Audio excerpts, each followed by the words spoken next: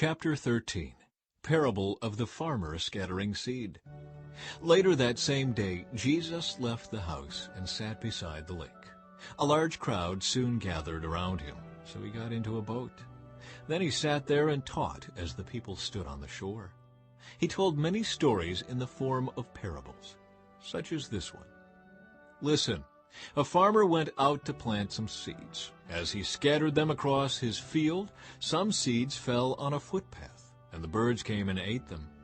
Other seeds fell on shallow soil with underlying rock. The seeds sprouted quickly because the soil was shallow, but the plants soon wilted under the hot sun, and since they didn't have deep roots, they died. Other seeds fell among thorns that grew up and choked out the tender plants. Still other seeds fell on fertile soil, and they produced a crop that was 30, 60, and even 100 times as much as had been planted. Anyone with ears to hear should listen and understand. His disciples came and asked him, "Why do you use parables when you talk to the people?" He replied, "You are permitted to understand the secrets of the kingdom of heaven, but others are not. To those who listen to my teaching, more understanding will be given, and they will have an abundance of knowledge. But for those who are not listening, even what little understanding they have will be taken away from them. That is why I use these parables. For they look, but they don't really see. They hear, but they don't really listen or understand. This fulfills the prophecy of Isaiah that says, 'When you hear what I say, you will not understand. When you see what I do, you will not comprehend. For the hearts of these people are hardened, and their ears cannot hear, and they have closed their eyes. So their eyes cannot see, and their ears cannot hear, and their hearts cannot understand. And they cannot turn to me and let me heal them. But blessed are your eyes because they see, and your ears because they hear. I tell you the truth, many prophets and righteous people longed to see what you see, but they didn't see it. And they longed to hear what you hear, but they didn't hear it. Now, listen to the explanation of the parable about the farmer planting seeds. The seed that fell on the footpath represents those who hear the message about the kingdom and don't understand it. Then the evil one comes and snatches away the seed that was planted in their hearts.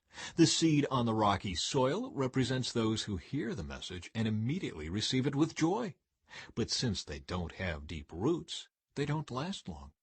They fall away as soon as they have problems or are persecuted for believing God's word. The seed that fell among the thorns represents those who hear God's word, but all too quickly the message is crowded out by the worries of this life and the lure of wealth, so no fruit is produced. The seed that fell on good soil represents those who truly hear and understand God's word and produce a harvest of 30, 60, or even 100 times as much as had been planted. Parable of the wheat and weeds. Here is another story Jesus told. The kingdom of heaven is like a farmer who planted good seed in his field. But that night, as the workers slept, his enemy came and planted weeds among the wheat, then slipped away. When the crop began to grow and produce grain, the weeds also grew. The farmer's workers went to him and said, "Sir, the field where you planted that good seed is full of weeds. Where did they come from?" "An enemy has done this," the farmer exclaimed. "Should we pull out the weeds?" they asked. "No," he replied. "You'll uproot the wheat if you do. Let both grow together until the harvest. Then I will tell the harvesters to sort out the weeds, tie them into bundles and burn them, and to put the wheat in the barn." Parable of the mustard seed. Here is another illustration Jesus used. The kingdom of heaven is like a mustard seed planted in a field. It is the smallest of all seeds, but it becomes the largest of garden plants. It grows into a tree, and birds come and make nests in its branches. Parable of the yeast. Jesus also used this illustration. The kingdom of heaven is like the yeast a woman used in making bread. Even though she put only a little yeast in 3 measures of flour, it permeated every part of the dough. Jesus always used stories and illustrations like these when speaking to the crowds. In fact, he never spoke to them without using such parables. This fulfilled what God had spoken through the prophet. "I will speak to you in parables. I will explain things hidden since the creation of the world. Parable of the wheat and weeds explained.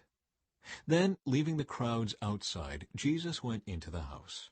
His disciples said, "Please explain to us the story of the weeds in the field." Jesus replied, "The Son of Man is the farmer who plants the good seed. The field is the world, and the good seed represents the people of the kingdom. The weeds are the people who belong to the evil one. The enemy who planted the weeds among the wheat is the devil. The harvest is the end of the world, and the harvesters are the angels. Just as the weeds are sorted out and burned in the fire, so it will be at the end of the world. The Son of Man will send his angels, and they will remove from his kingdom everything that causes sin and all who do evil. And the angels will throw them into the fiery furnace, where there will be weeping and gnashing of teeth. Then the righteous will shine like the sun in their Father's kingdom. Anyone with ears to hear should listen and understand." Parables of the hidden treasure and the pearl. The kingdom of heaven is like a treasure that a man discovered hidden in a field. In his excitement, he hid it again and sold everything he owned to get enough money to buy the field.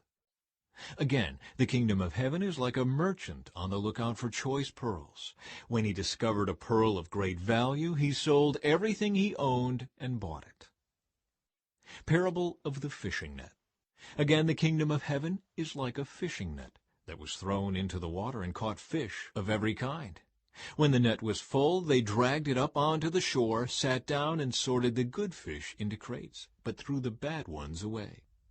That is the way it will be at the end of the world. The angels will come and separate the wicked people from the righteous, throwing the wicked into the fiery furnace, where there will be weeping and gnashing of teeth.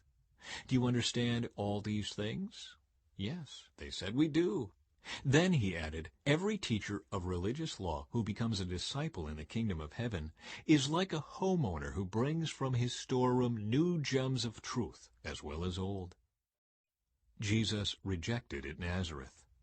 When Jesus had finished telling these stories and illustrations, he left that part of the country. He returned to Nazareth, his hometown. When he taught there in the synagogue, everyone was amazed and said, "Where does he get this wisdom and the power to do miracles?" Then they scoffed, "He's just the carpenter's son, and we know Mary, his mother, and his brothers, James, Joseph, Simon, and Judas. All his sisters live right here among us. Where did he learn all these things?" And they were deeply offended and refused to believe in him. Then Jesus told them, "A prophet is honored everywhere except in his own hometown and among his own family." And so he did only a few miracles there because of their unbelief.